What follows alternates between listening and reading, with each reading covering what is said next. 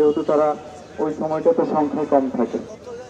পরবর্তীতে সেখানে যাওয়ার পরে কলেজ থেকে বের হওয়ার পর আমরা সবাই আকবর্ষ থানার উদ্দেশ্যে রওনা দিই, যেহেতু ওসি সাহেবের উপস্থিতিতে তাদের উপর হামলা করা হয়েছিল এবং ওসি সাহেব নিজেও তাদের গায়ে হাত তুলেছিল।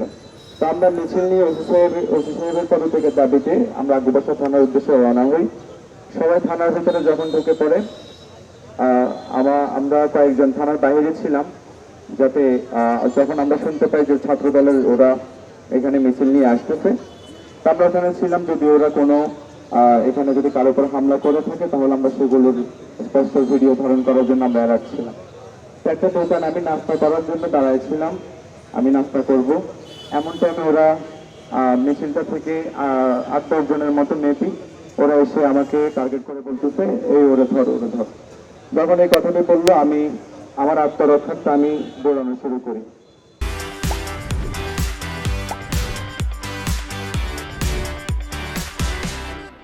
দৌড়াতে দৌড়াতে এক পর্যায়ে আমি একটা রিক্সার গ্যারেজের সামনে স্লিপ খেয়ে পড়ে যাই। সেখান থেকে ওরা এসে আমাকে ওখান থেকে তুলে জিয়ার সৈনিক এখন লড়াই করো এই টাইপ স্লোগানগুলো দিয়ে আমাকে একটা রিক্সার গ্যারেজে ঢোকে, তার বেদরত মারা শুরু করে। ওরা আমার গলা চেপে ধরে আমাকে মেরে ফেলার উদ্দেশ্যে কয়েকজন, তারপর কয়েকজন আমাকে হকিস্টিক বাটাম দিয়ে হাতে পায়ে আঘাত করতে থাকে, আমার মোবাইল নিয়ে যায়। তারপর আমি ওদের 2-3 জনের হাতে রামদা ছিল, ওরা বড় বলাবলি করছে নিজেদের মধ্যে, ওকে মেরে ফেল, না হলে আমাদের পরবর্তীতে সমস্যা হবে। তখন আমি ওদেরকে কেঁদে আমি বললাম যে ভাই আমাকে এভাবে মারবেন না, আমাকে দরকার হলে আপনারা পঙ্গু করে দেন। এরপর ওরা রিক্সার গ্যারেজ থেকে আমাকে বাইরে বের করে এবার এলো পাতারে আমার মাথায় আঘাত করা শুরু করে। এক পর্যায়ে আমি সেন্সলেস হয়ে পড়ি। সেখান থেকে আমাকে আরেক দফা মারার জন্য তুলে তারপর তারা নিয়ে যাচ্ছিল থানার সামনে। থানার একটু সামনে যাওয়ার পর সেখানে উপস্থিত পুলিশ ভাইয়েরা যারা ছিল কয়েকজন, তারা আমাকে এসে তাদের হাত থেকে উদ্ধার করে। তা আমি একটা কথা বলতে চাই, 5 আগস্টের আগে ফ্যাসিস্ট হাসিনার পতনের জন্য আমরা সবাই একসাথে রাজপথে আন্দোলন সংগ্রাম করেছি, একসাথে কাঁধে কাঁধ মিলিয়ে চলেছি। আমরা তো এসব বিভাজন চাই না। আর তারা তো আমাদের শত্রু না, আমরা তাদের শত্রু না। কিন্তু আজকে কেন এমন হচ্ছে? তারাও কেন এমন ফ্যাসিস্টের আচরণ করছে, ছাত্রলীগ গুন্ডা বাহিনীর আচরণ করছে? এর জবাব কি তারা দিতে পারবে?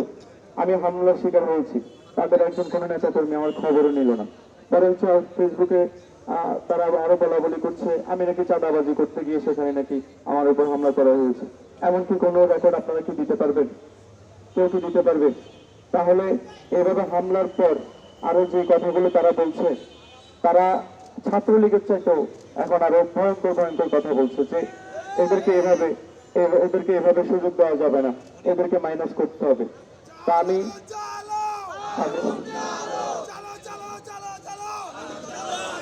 আমি আমি বরাবরের মতোই আমি বেগম খালেদা জিয়া এবং জিয়াউর রহমানকে খুবই পছন্দ করি, জিয়াউর রহমানের আদর্শকে খুবই পছন্দ করি। ছাত্রদল আমার একটা পছন্দের সংগঠন ছিল, কিন্তু এই ছাত্রদলের উগ্র কিছু ওই যে টোকাই আছে, যারা ছাত্রলীগে যেরকম ছিল না টোকাই, এই ছাত্রদলের কিছু টোকাই এসে তাদের সাথে মিলিত হয়ে এখন সুযোগ সুবিধা নেওয়ার জন্য, আধিপত্য বিস্তারের জন্য তারা এভাবে হামলা করে যাচ্ছে।